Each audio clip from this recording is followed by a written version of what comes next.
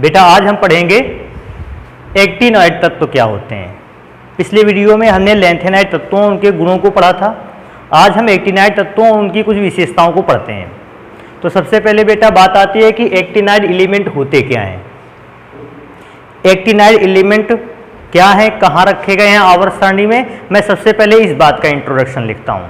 तो इस बात को लिखते हैं, एक्टिनॉइड एलिमेंट के विषय में अगर मैं कुछ बात बताऊं तो मैं लिखूंगा एफ ब्लॉक के तत्वों को एफ ब्लॉक के तत्वों को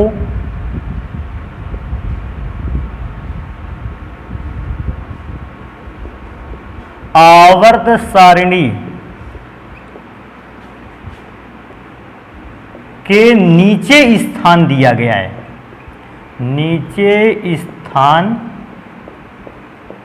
दिया गया है,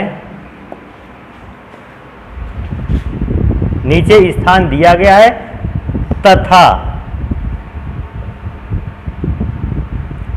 इन तत्वों को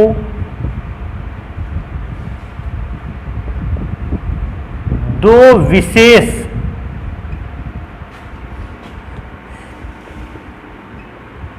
श्रेणियों में बांटा गया है।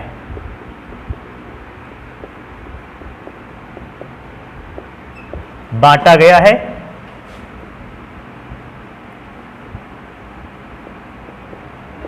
पहली श्रेणी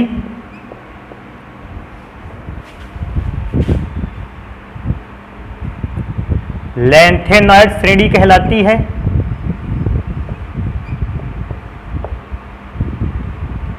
नॉइड श्रेणी कहलाती है, जबकि दूसरी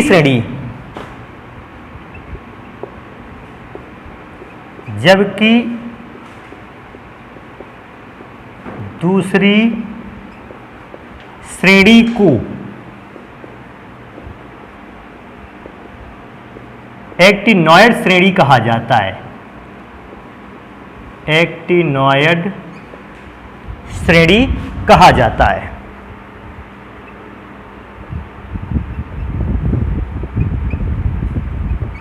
तो अगर मुझे पता करना होगा कि बेटा एक्टिनॉइड श्रेणी है कहां, तो मैं सबसे पहले बात करूंगा कि एक्टिनॉइड श्रेणी के मैं कहां से स्टार्ट करूंगा। मैं इस बात को स्टार्ट करूंगा कि एफ ब्लॉक के तत्वों को अगर मैं देखूं, आवर्त सारणी के उनको कहां स्थान दिया गया है, नीचे। एफ ब्लॉक एलिमेंट आवर्त सारणी के नीचे स्थान मिला है उन्हें। और ये एफ ब्लॉक के एलिमेंट जो है वो दो प्रकार की सीरीज में क्या है, डिवाइडेड है। पहली सीरीज को लैंथेनाइड श्रेणी कहते हैं और उस लैंथेनाइड श्रेणी में आए हुए जितने भी तत्व हैं उन तत्वों को लैंथेनाइड तत्व कहा जाता है। जबकि दूसरी श्रेणी को हमने नाम दिया है एक्टिनॉइड श्रेणी। एक्टिनॉइड श्रेणी में जितने भी एलिमेंट आते हैं उन एलिमेंट को कहा जाता है एक्टिनॉइड तत्व। तो मैंने ये बात बताई है कि एक्टिनॉइड श्रेणी कहा जाता है। अभी मैं एक और चीज इसमें लिखता हूं कि इस श्रेणी में आने वाले तत्वों को एक्टिनॉइड तत्व कहते हैं तथा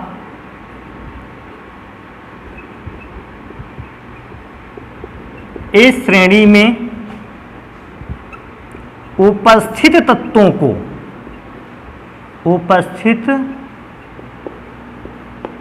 को एक्टिनॉइड तत्व कहते हैं। एक्टिनॉइड तत्व कहते हैं। अगर मैं इसमें से और इंपॉर्टेंट चीजों को देखूं तो पहली बात आती है एक्टिनॉइड एलिमेंट का नाम या एक्टिनॉइड श्रेणी का नाम एक्टिनॉइड श्रेणी क्यों पड़ा। बेटा मैं बताऊं, मेरे पास एक्टिनॉइड एलिमेंट लिखे हुए हैं, पूरी की पूरी श्रेणी रखी है, जिसमें से एक्टिनॉइड श्रेणी थोरियम से स्टार्ट होती है और बेटा लॉरेंशियम पर खत्म हो जाती है। अब मैं बात करता हूं, देखो सबसे पहली बात अगर मुझे बतानी होगी तो एक्टिनॉइड सीरीज थोरियम परमाणु क्रमांक 90 से स्टार्ट होती है, लॉरेंशियम परमाणु क्रमांक 103 पर समाप्त हो जाती है।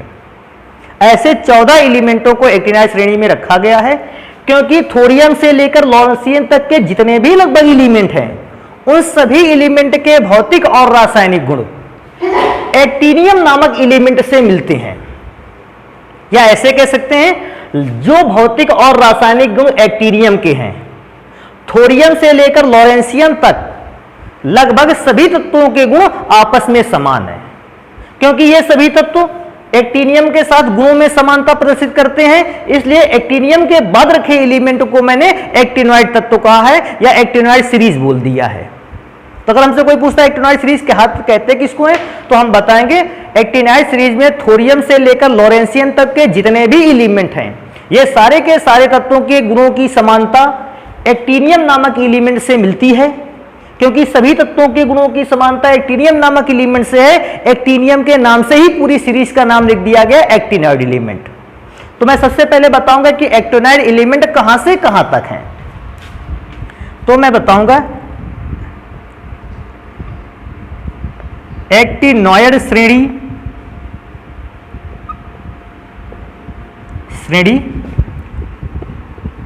थोरियम परमाणु क्रमांक 90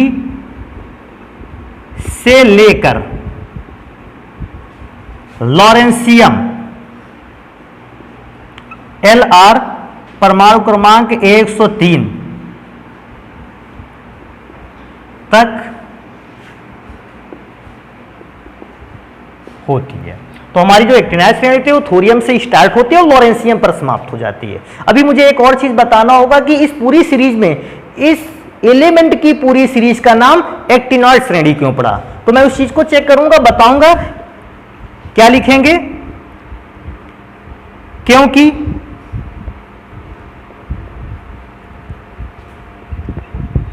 थोरियम से लेकर लॉरेंशियम तक के सभी तत्वों के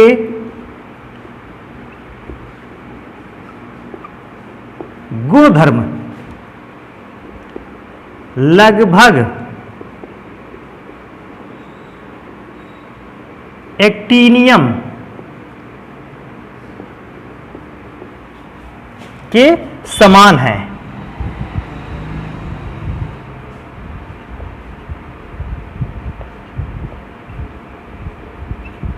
अतः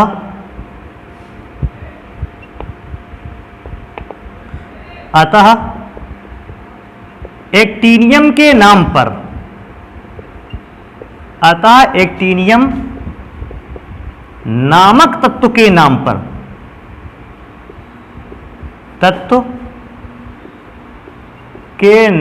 पर इस पूरी श्रेणी का नाम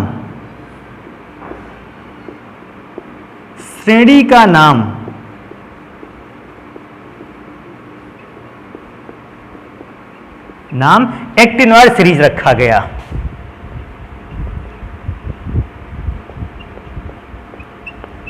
एक्टिनॉइड सीरीज या श्रेणी रखा गया।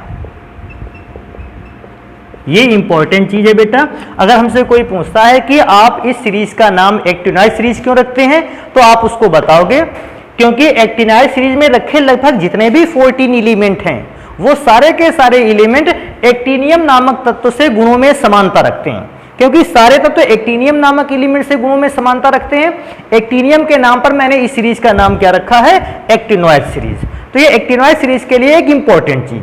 और मैं एक्टिनॉइड सीरीज के लिए अगर एक इंपॉर्टेंट चीज बताऊं तो मैं लिखूंगा विभेदी इलेक्ट्रॉन।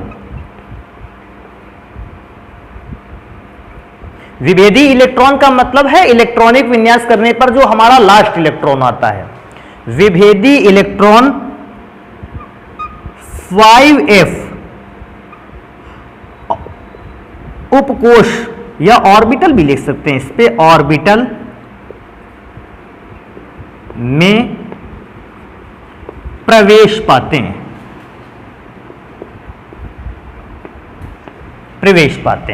अगर हमसे पूछता है कि जैसे लैंथेनाइड सीरीज में जो विभेदी इलेक्ट्रॉन था वो 4f उपकोश में प्रवेश पाता था, लेकिन जो हमारा एक्टिनाइड एलिमेंट है इसमें जो विभेदी इलेक्ट्रॉन होगा वो 5f उपकोष में प्रवेश पाता है। तो एक ये भी इंपॉर्टेंट चीज, अगर मैं इसमें एक इंपॉर्टेंट चीज और लिखूं तो मुझे ये भी लिख लेना चाहिए, एक्टिनाइड एलिमेंट्स जो हैं ये एक्टिनाइड एलिमेंट्स का जनरल सामान्य इलेक्ट्रॉनिक विन्यास क्या होता है। तो बड़ा आसान सा है सामान्य इलेक्ट्रॉनिक विन्यास, तो मैं यहां लिखूंगा इनका सामान्य इलेक्ट्रॉनिक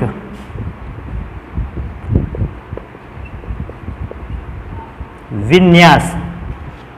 बेटा मैं जनरल इलेक्ट्रॉनिक कॉन्फ़िगरेशन अगर लिख के दिखाऊं तो आप जनरल इलेक्ट्रॉनिक कॉन्फ़िगरेशन तो यहां से भी देख सकते हो। क्या देख सकते हो? सबसे पहले मैं क्या लिखूंगा, देखो आप F में 0 इलेक्ट्रॉन भी है, 0 से अगर स्टार्ट करूं 2 भी है, 3 भी है, 4 5 6 7 8 9, 8 नहीं है, 9 10 11 12 13 14, मतलब अगर मैं चेक करूं तो 5f में इलेक्ट्रॉनों की संख्या 0 से लेकर 14 तक कुछ भी हो सकती है।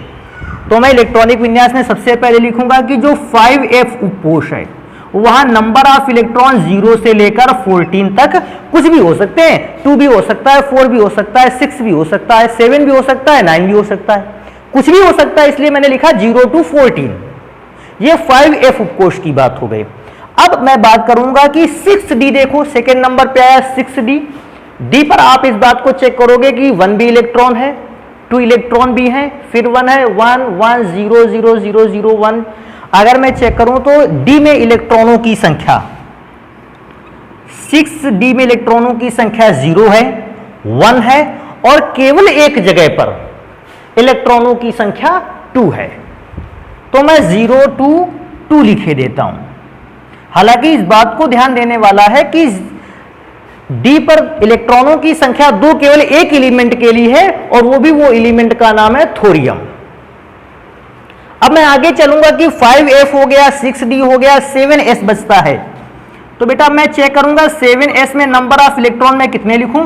तो वैसे तो s में बेटा इलेक्ट्रॉन एक भी हो सकता है, 2 भी हो सकता है, लेकिन एक्टिनाइड सीरीज के एलिमेंट्स में अगर मैं चेक करता हूं तो s में नंबर ऑफ इलेक्ट्रॉन जो है वो 2 है।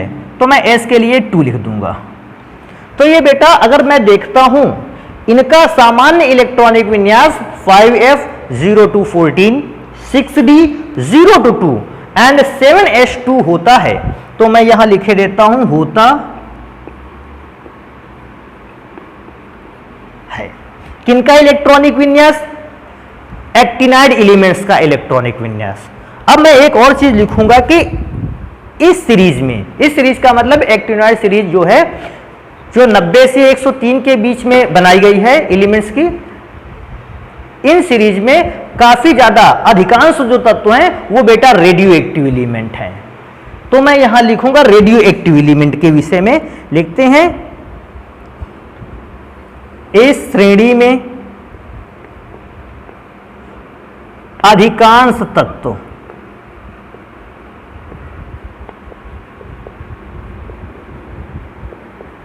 रेडियो एक्टिव तत्व हैं, रेडियो एक्टिव तत्व हैं, रेडियो एक्टिव तत्व हैं। अब बेटा बात आ जाती है इस श्रेणी में अधिकांश तत्व रेडियो एक्टिव हैं। रेडियो एक्टिव बेटा सभी लोग समझते हो कि रेडियो एक्टिव एलिमेंट्स कौन होते हैं, लेकिन फिर भी मैं अगर रेडियो एक्टिव एलिमेंट्स की बात बताऊं तो मैं थोड़ी सी इंफॉर्मेशन आपको दे दूंगा कि रेडियो एक्टिव एलिमेंट क्या होते हैं। बेटा हमारे यहां इस दुनिया में बहुत सारे एलिमेंट ऐसे हैं जिनमें न्यूट्रॉन और प्रोटॉन का रेशियो, मैं एक बार दोबारा से रिपीट कर दूं, हमारे यहां बहुत सारे ऐसे एलिमेंट हैं जिनमें न्यूट्रॉन और प्रोटॉन का रेशियो जो है वो या तो 1.5 के बराबर है या 1.5 के से ज्यादा है।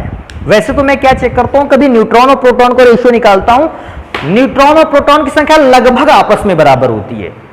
कई एलिमेंट्स में बराबर होती है, कई एलिमेंट्स में थोड़ा सा डिफरेंस होता है। लेकिन जो रेडियो एक्टिव एलिमेंट होते हैं उनकी एक खासियत होती है, अगर number of neutron and number of proton का मैं रेशियो निकालूं तो वो जो रेशियो आता है वो 1.5 अर्थात 1.5 के बराबर आता है। या 1.5 से कैसा आता है, अधिक आता है। अगर किसी एलिमेंट में न्यूट्रॉन और प्रोटॉन का रेशियो इतना आता है, मैं समझ जाऊंगा वो तत्व कैसा है, रेडियो एक्टिव। बेटा रेडियो एक्टिव में मैं एक और चीज सोचने वाला हूं, अगर n/p की वैल्यू 1.5 के बराबर या 1.5 से ज्यादा है, इसका मतलब उस तत्व में प्रोटॉनों की अपेक्षा न्यूट्रॉनों की संख्या काफी ज्यादा है, 1.5 गुनी तो है ही कम से कम प्रोटॉनों की अपेक्षा न्यूट्रॉनों की संख्या 1.5 गुनी है। कैसे निकाल सकते हैं, n इज ग्रेटर और equal than 1.5 into number of proton. प्रोटॉनों की संख्या का 1.5 गुना कम से कम कर दिया जाए तो न्यूट्रॉनों की संख्या के बराबर, न्यूट्रॉनों की संख्या प्रोटॉनों की संख्या के 1.5 गुने के बराबर है, या न्यूट्रॉनों की संख्या प्रोटॉनों की संख्या से 1.5 गुने से भी ज्यादा है, अर्थात उस तत्व के नाभिक में न्यूट्रॉनों की संख्या बहुत अधिक होगी। और जब किसी तत्व के परमाणु में न्यूट्रॉनों की संख्या ज्यादा हो जाती है तो न्यूट्रॉन कहां अवेलेबल रहता है, न्यूक्लियस में, नाभिक में। इसका मतलब जब ज्यादा से ज्यादा न्यूट्रॉन होंगे तो नाभिक का भार क्या हो जाएगा, बढ़ जाएगा।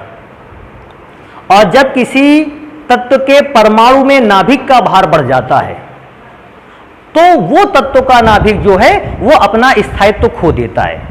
वेट ज्यादा बढ़ा, भार ज्यादा बढ़ेगा तो वो करेगा क्या, जब किसी तत्व के परमाणु के नाभिक का भार बढ़ गया तो वो तत्व के परमाणु का नाभिक अपने भार को सही करने के लिए या अपने स्थायित्व को बनाए रखने के लिए अपने अंदर से भारी पार्टिकल को निकालना चालू कर देगा। जैसे आप एक एग्जाम्पल के थ्रू जा समझ सकते हो, आपके पास 60 किलो का सामान लादने की क्षमता है, लेके जाने की क्षमता है। आप 60 किलो की सामग्री आसानी से अपने पास रख लेते हो और उसको लेकर चल देते हो, आपको कोई प्रॉब्लम नहीं होती, क्योंकि वो वेट आपके लिए, वो भार, वो वजन आपके लिए सही है। लेकिन अगर आपको 70 किलो वजन आपके सर पर रख दिया जाए, अब आप क्या सोचोगे कि इस 70 किलो वजन को लेकर मैं स्टेबल नहीं हूं, मैं टिकाऊ नहीं हूं। अगर मैं 70 किलो वजन लेकर अगर मैं चलूंगा तो मैं गिर जाऊंगा, मेरे लिए प्रॉब्लम होने लगेगी। आप अपने प्रॉब्लम को खत्म करने के लिए, अपने आप को सही बनाने के लिए, स्टेबल बनाने के लिए क्या करोगे, उसमें से जो कुछ भारी सामान है उसको निकालना चालू कर दोगे। कहा ये 1 किलो का, इसको हटाओ, 69 kg बचा। कहा ये 2 किलो का, इसको भी हटाओ, 67 kg। कहा ये 5 किलो का है, इसको भी हटाओ, 62 kg। बोले अभी भी वजन ज्यादा है। कहा कि एक काम करो, 2 kg और हटा दो, 2 kg और हटाया, 60 kg बचा। आपने कहा नहीं, अब हमारा भार अच्छा है। बिल्कुल सेम टाइप से वो जो रेडियो एक्टिव एलिमेंट होते हैं, क्योंकि उनका न्यूक्लियस का भार ज्यादा हो जाता है, वो न्यूक्लियस के भार को कम करने के लिए, कितना कम करने के लिए, जितना उसका एटम उस न्यूक्लियस को होल्ड कर सके, जितना न्यूक्लियस का वेट रख सके, उतना वजन रखने के लिए वो अपने अंदर से पार्टिकल को क्या करने लगता है, बाहर फेंकने लगता है। अब ये पार्टिकल कैसे कैसे बाहर फेंकता है, अल्फा पार्टिकल को बाहर डालने लगता है, बीटा पार्टिकल को, गामा पार्टिकल को बाहर करने लगता है। और जैसे वो अल्फा बीटा गामा पार्टिकल्स को बाहर करता है, हम कह देते हैं अरे ये तो रेडिएशन फैला रहा है, ये रेडिएशन के थ्रू अल्फा बीटा और गामा पार्टिकल्स को बाहर भेज रहा है। और जब आप कहोगे रेडिएशन के through alpha beta gamma particle को भेज रहा है, क्योंकि ये अपने वजन को रेडिएशन के थ्रू कम कर रहा है, हम ऐसे एलिमेंट को रेडियो एक्टिव एलिमेंट कहेंगे। अच्छा, क्या रेडियो एक्टिव एलिमेंट संपूर्ण जीवन काल क्या रेडिएशन फैलता ही रहता है, फैलाता ही रहता है? नहीं। जब इसके नाभिक का वजन एक अच्छे वजन पर आ जाएगा और वो एटम अपने न्यूक्लियस के वजन को होल्ड कर रखेगा, सुरक्षित कर सकता होगा, ये रेडिएशन करना क्या कर देगा, बंद कर देगा। ये अपने अंदर से अल्फा बीटा गामा पार्टिकल्स को निकालना बंद कर देगा और ये एक सिंपल एलिमेंट में बदल जाएगा। लेकिन जब तक इसके न्यूक्लियस का वजन ज्यादा है, बेटा ये अपने वेट को क्या करता रहेगा, लूज करता रहेगा। कैसे? अल्फा बीटा गामा पार्टिकल्स को अपने अंदर से निकालते हुए। तो ऐसा एलिमेंट कहलाता है रेडियो एक्टिव एलिमेंट। अब बेटा बात आती है कि अब रेडियो एक्टिव एलिमेंट की मैंने बात कर ली, अब बात आती है कि जो एक्टिनॉइड एलिमेंट है इनके इलेक्ट्रॉनिक विन्यास को चेक कर लिया जाए। आपके सामने सभी 14 एक्टिनॉइड श्रेणी के एलिमेंटों के इलेक्ट्रॉनिक विन्यास रखे गए हैं। जिनमें से मैंने एक एलिमेंट का इलेक्ट्रॉनिक विन्यास और ज्यादा बढ़ा दिया है, वो एलिमेंट है एक्टिनियम। क्यों बढ़ा दिया? क्योंकि सारे एलिमेंट एक्टिनियम के समान गुणों में रखते हैं, तो जितने जैसे गुण एक्टिनियम रखता है लगभग वैसे ही सारे गुण रखते हैं अन्य एलिमेंट, इसलिए मैंने एक्टिनियम को भी शामिल कर दिया कि एक्टिनियम भी इन गुणों से, तत्वों से गुणों में समानता प्रदर्शित करता है। अब मैं बात करूंगा इलेक्ट्रॉनिक विन्यास से। तो बेटा इलेक्ट्रॉनिक विन्यास में मैं दो इंपॉर्टेंट चीजें आपको बताऊंगा, उन चीजों को आपको अपने दिमाग में रखना है। पहली इंपॉर्टेंट चीज क्या है? पहली इंपॉर्टेंट चीज है कि बेटा 5F, मैं ऐसे लिख देता हूं, एनर्जी ऑफ 5F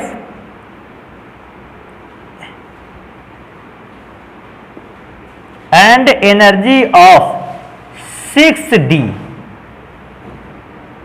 जो होती है ये लगभग बराबर होती है। 5D और एनर्जी ऑफ 6D लगभग बराबर होती है। पहली इंपॉर्टेंट चीज कि इलेक्ट्रॉनिक विन्यास करने पर अगर मैं चेक करूं 5F की ऊर्जा, 5F की ऊर्जा और साइड में रखे हुए 6D की एनर्जी की मैं बात करूं, तो बेटा 5F और 6D की एनर्जी अगर मैं कंपेयर करता हूं, दोनों की एनर्जी लगभग बराबर है। और क्योंकि दोनों की ऊर्जा लगभग बराबर है, तो जब भी इनको इलेक्ट्रॉन मिलेगा, इस बात को पहचानना बहुत कठिन हो जाता है कि जो हमारा इलेक्ट्रॉन है वो पहले 5F में भरा जाए कि पहले 6D में भरा जाए। सबसे इंपॉर्टेंट चीज, जैसे मेरे पास कोई इलेक्ट्रॉन मिला, अब इलेक्ट्रॉन मिला तो मैं उसको 5F में भरूं कि 6D में भरूं? मैं किसमें उस इलेक्ट्रॉन को भरूं? क्योंकि दोनों की एनर्जी लेवल अगर मैं चेक करता हूं, एनर्जी दोनों की लगभग समान होती है, एनर्जी का डिफरेंस बिल्कुल ना के बराबर होता है। इस बात को पहचानना बहुत कठिन हो जाता है बेटा कि इलेक्ट्रॉन्स को जो है वो 5F में भरा जाए या 6D में भरा जाए। तो इस हिसाब से अगर मैं देखूं तो इनका इलेक्ट्रॉनिक विन्यास कठिन है कि पता नहीं मुझे कब 5F पर भरना पड़ जाए इलेक्ट्रॉन्स को, पता नहीं मुझे कब 6D पर भरना पड़ जाए। लेकिन बेटा एक साइंटिस्ट थे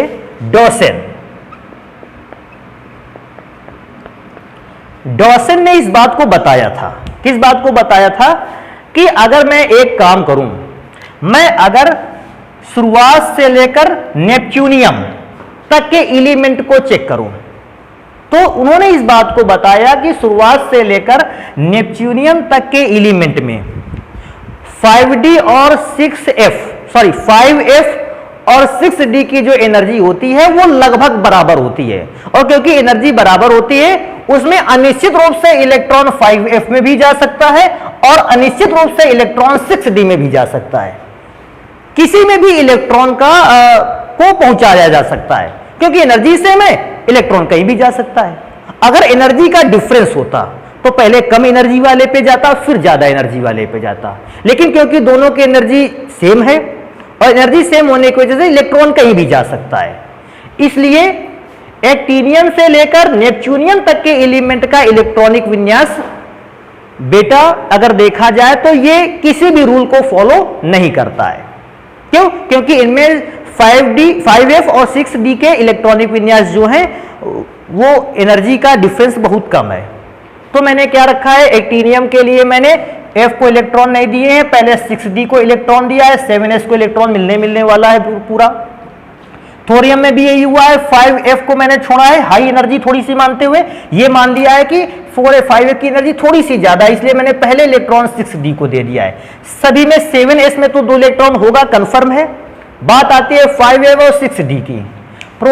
अब आता है प्रोटो एक्टिनियम के लिए मैं बात करता हूं, तो मैंने 1 इलेक्ट्रॉन दे रखा है केवल 6D को और 2 इलेक्ट्रॉन दिए हैं 5F को। यहां 5F को इलेक्ट्रॉन कैसे दिए गए हैं? ज्यादा। अब मैं आगे बात करूंगा यूरेनियम को, तो यूरेनियम के लिए भी मैंने 6D को 1 इलेक्ट्रॉन दिया है, 5F को 3, 2 के बाद 3, 3 के बाद 4, 4 के बाद जब न्यूट्रिनियम को मैं चेक करता हूं तो 4 इलेक्ट्रॉन और 1 इलेक्ट्रॉन 6D को। अब इसके बाद नेपच्यूनियम के बाद डॉसन ने बताया, डॉर्सन ने बताया कि अगर मैं नेपच्यूनियम के बाद एलिमेंट को चेक करूं तो बेटा फिर मेरे लिए 5f की एनर्जी जो होती है वो कम होती है और 6d की एनर्जी ज्यादा होती है। आफ्टर नेपच्यूनियम 5d एनर्जी जो है इसका एनर्जी लेवल थोड़ा सा घट जाता है इलेक्ट्रॉन्स के लिए, और 6d का जो नेचर है, जो एनर्जी है, वो थोड़ी सी बढ़ जाती है, क्योंकि 5d की एनर्जी कम हुई, 6d की एनर्जी ज्यादा हुई। पहले इलेक्ट्रॉन 5f में भरा जाएगा, फिर बाद में 6d में। तो मैं पहले इलेक्ट्रॉनों को कहां भरूंगा? प्लूटोनियम में। सबसे पहले 5f में भरा गया 6 इलेक्ट्रॉन, 6d को मैंने खाली रखा। क्यों? लोअर एनर्जी पर पहले इलेक्ट्रॉन भरे जाएंगे, हायर एनर्जी पर बाद में। सारे इलेक्ट्रॉन जितने थे मैंने लोअर एनर्जी पे भी भर लिए, तो हाई एनर्जी के लिए इलेक्ट्रॉन ही नहीं बचा, उसको छोड़ दिया। मैं आगे चलूंगा। 5 के बाद 6 के बाद आ गया 7, मैंने उसको एनर्जी नहीं दी। अच्छा, 7 पर एक मैं और बात करूंगा, F7 पे तो इलेक्ट्रॉनिक विन्यास स्टेबल होता है, और स्टेबल बनाने के लिए सारे इलेक्ट्रॉन F7 पर भर दिए गए, 6d को इलेक्ट्रॉन ही नहीं दिया गया। अब मैं नेक्स्ट नंबर पे चलता हूं, तो मुझे यहां मिलने चाहिए 8 इलेक्ट्रॉन और यहां होना चाहिए 0 इलेक्ट्रॉन। लेकिन मैं क्या सोचता हूं कि F7 पर इलेक्ट्रॉनिक विन्यास स्थायी होता है, तो मैं 8 से 7 करता हूं। मैंने जो 8 से 7 करके एक इलेक्ट्रॉन कम किया, उसको मैं 6d पर 1 पर भेज देता हूं, इसलिए 5f7 6d1। लेकिन नेक्स्ट अगला ही जैसे इलेक्ट्रॉनिक विन्यास आया, फिर मैंने d को खाली कर दिया, अर्थात d में अब कोई इलेक्ट्रॉन नहीं रखा। क्यों? 5f की एनर्जी कम है, पहले इसमें इलेक्ट्रॉन को भरा जाए तो 9 electron, 10 electron, 11 electron, 12 electron, 13 electron, 14 electron. मैंने 5f को ही इलेक्ट्रॉन देना स्टार्ट किया, 6d में 0 इलेक्ट्रॉन रखे। अभी लास्ट में आता है, सर आपने लास्ट में 6d को इलेक्ट्रॉन दिया है। बेटा 5f में 15 इलेक्ट्रॉन होने चाहिए 14 के बाद, कायदे से अगर देखा जाए। लेकिन बेटा सोचने वाली बात है, 15 इलेक्ट्रॉनों पर ना तो f उपकोष स्थायी रहता है और ना ही f उपकोष में 15 इलेक्ट्रॉन भरे जा सकते हैं, क्योंकि उसमें जगह 14 ही इलेक्ट्रॉन के लिए होती है। इसलिए मैंने f में 14 इलेक्ट्रॉन रखे और वो जो एक्स्ट्रा इलेक्ट्रॉन बचा उसको मैंने 6d पर स्थान दिया। तो इस प्रकार से मैंने एक्टिनॉइड एलिमेंट के श्रेणी में जितने भी तत्व थे उनके इलेक्ट्रॉनिक विन्यासों को किया। इलेक्ट्रॉनिक विन्यास में सोचने वाली बात है कि शुरुआत से लेकर नेपच्यूनियम तक के एलिमेंट जो हैं, इनका इलेक्ट्रॉनिक विन्यास जो होता है वो किसी नियम को फॉलो नहीं करता है, और इस इलेक्ट्रॉनिक विन्यास को पहचानना भी कठिन होता है। आज भी बेटा इन तत्वों के लिए इलेक्ट्रॉनों का अरेंजमेंट एग्जैक्टली पता कर पाना बहुत कठिन है। ये हमारे लिए ही नहीं, साइंटिस्ट के लिए भी प्रॉब्लम का विषय है कि अगर इन एलिमेंट्स में इलेक्ट्रॉनों का अरेंजमेंट मैं देखता हूं तो इलेक्ट्रॉन में किस अरेंजमेंट में पहले जाएंगे, 5f में पहले जाएंगे कि 6d में जाएंगे पहले, क्योंकि दोनों की एनर्जी समान होती है। इसलिए इलेक्ट्रॉनों का अभिगमन किस उपकोष में होगा इसको पहचान पाना बहुत कठिन है। तो कुछ एलिमेंट्स के मैंने विदाउट रूल लिखे हैं, जिनका कोई रूल नहीं है। इसके बाद सारे एलिमेंट पहले 5f में इलेक्ट्रॉन जाएगा, बाद में 6d पर जाएगा। दो जगह पर 5f पर भी इलेक्ट्रॉन जाएगा और 6d पर भी जाएगा। कब? जब तत्व का इलेक्ट्रॉनिक विन्यास स्थायी होना होगा, अर्थात 5f में 7 इलेक्ट्रॉन होने होंगे और या फिर 5f में 14 इलेक्ट्रॉन होने होंगे। केवल उन दो स्थानों पर 5f अपने एक इलेक्ट्रॉन को निकालकर 6d को दे देगा, और उस समय 6d में नंबर ऑफ इलेक्ट्रॉन जो है वो 0 से बढ़कर 1 हो जाया करेगा। तो बेटा ये इलेक्ट्रॉनिक विन्यास हो गया एक्टिनॉइड एलिमेंट्स का। अब मैं बात करूंगा एक्टिनॉइड एलिमेंट्स के कुछ विशेष गुणों की। तो मैं उन विशेष गुणों को बताने के लिए एक्टिनॉइड एलिमेंट्स के विषय में, श्रेणी के विषय में जितने भी इंफॉर्मेशन लिखी है मैं उसको मिटाऊंगा। बेटा नेक्स्ट आर्टिकल आता है रंगीन आयन, कि क्या जो हमारे पास एक्टिनॉइड एलिमेंट हैं इनके जो आयन हैं वो किस रंग का सॉल्यूशन या किस रंग का साल्ट बनाते हैं। रंगीन आयन बनाता है या आयन कोई रंग नहीं बनाता है। तो बेटा इसके लिए मैं एक इंपॉर्टेंट लाइन लिख के आपको बताऊंगा कि यदि 5f में इलेक्ट्रॉनों की संख्या, मैंने किसी तत्व का इलेक्ट्रॉनिक विन्यास किया और मैंने देखा कि 5f में इलेक्ट्रॉनों की संख्या 0, 1, 7 है, तो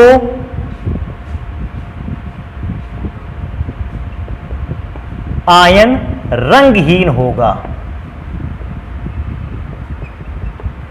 फिर एक बार मैं दोबारा से रिपीट कर देता हूं, अगर मेरे लिए पूछता है कि ये एलिमेंट्स हैं, इन तत्वों का आयन बनाया गया और उस आयन का इलेक्ट्रॉनिक विन्यास किया गया, तो आयन का इलेक्ट्रॉनिक विन्यास करने पर मैं कैसे पहचानूं कि आयन रंगीन होगा या आयन रंगहीन होगा? तो बेटा उसके लिए एक इंपॉर्टेंट रूल है, हमारे पास जो भी एलिमेंट दिया जाए उसके आयन का इलेक्ट्रॉनिक विन्यास किया जाए।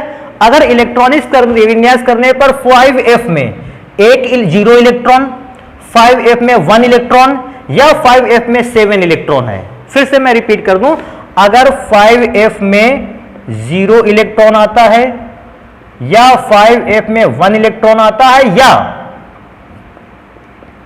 5f में 7 इलेक्ट्रॉन आता है, इस सिचुएशन पर अगर कोई भी आयन इलेक्ट्रॉनिक विन्यास को लेकर आता है, मैं बताऊंगा कि वो आयन जो है रंगहीन है। मैंने इस बात को लिखा है, आयन रंगहीन होगा।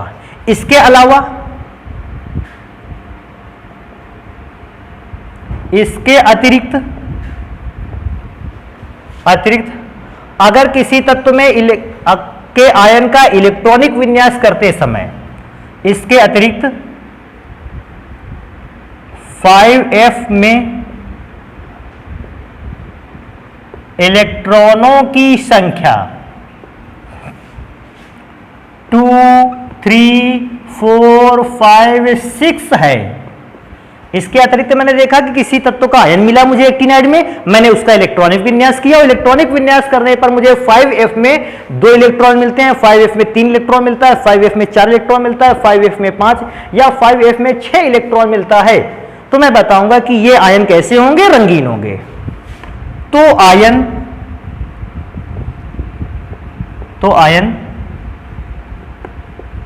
रंगीन होगा। कैसे, कब का सिचुएशन पर रंगीन होगा?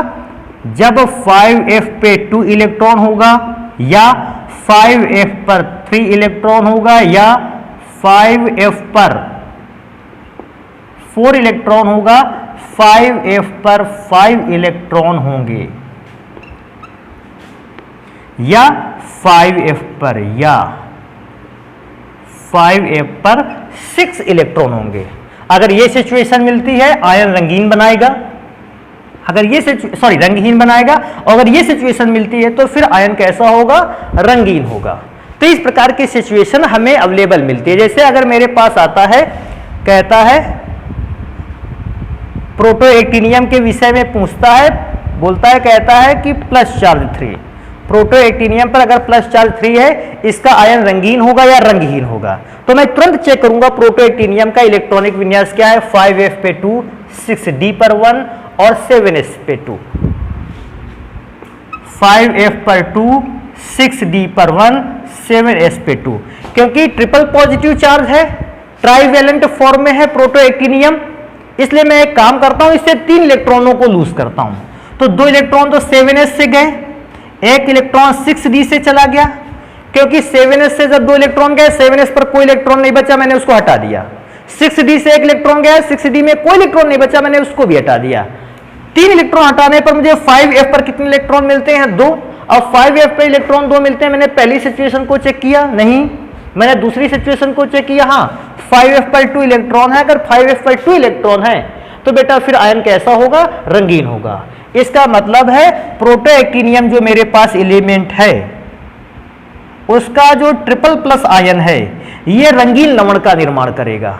अगर किसी सॉल्यूशन पर, किसी घोल पर प्रोटोएक्टिनियम का ट्राइवेलेंट फॉर्म पाया जाता है, ट्रिपल पॉजिटिव रूप पाया जाता है, बेटा वो जो सॉल्यूशन होगा वो रंगीन होगा, कोई ना कोई कलर दे रहा होगा।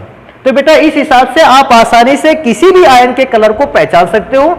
ये रूल जो अप्लाई होता है 2, 3, 4, 5, 6 वाला, ये रूल जो अप्लाई होता है केवल एक्टिनाइड एलिमेंट्स के लिए है, अन्य किसी एलिमेंट्स पर इस प्रकार का रूल लागू नहीं होता है। तो बेटा ये हो गया हमारे लिए। अगर मैं चेक करता हूं कि आयन रंगीन कब होता है, अभी मैं एक बात और चेक करता हूं कि इनकी ऑक्सीकरण संख्या क्या होती है। ऑक्सीकरण संख्या, पिछले वीडियो पर हमने लैंथेनाइड एलिमेंट्स की ऑक्सीकरण संख्या को देखा था। लैंथेनाइड एलिमेंट की ऑक्सीकरण संख्या को मैं आपको याद दिला दूं, मुख्य ऑक्सीकरण संख्या थी +3, लेकिन लैंथेनाइड एलिमेंट +2 और +4 ऑक्सीडेशन स्टेज को भी शो करता था। लेकिन ये सिचुएशन एक्टिनाइड एलिमेंट में बिल्कुल अलग है। मैं लिखता हूं, देखो बताता हूं क्या सिचुएशन अलग है। एक्टिनॉयड तत्वों की प्रमुख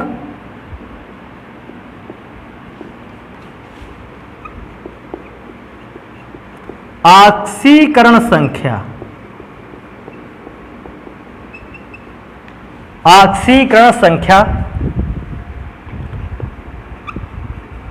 +3 होती है। मतलब लैंथेनाइड एलिमेंट की भी प्रमुख ऑक्सीकरण संख्या +3 और एक्टिनाइड एलिमेंट्स की भी प्रमुख ऑक्सीकरण संख्या +3 है, परंतु ये तत्व +2, +4, +5, +6, +7 आदि ऑक्सीकरण संख्या को भी प्रदर्शित करते हैं। आदि ऑक्सीकरण संख्या को भी प्रदर्शित करते हैं,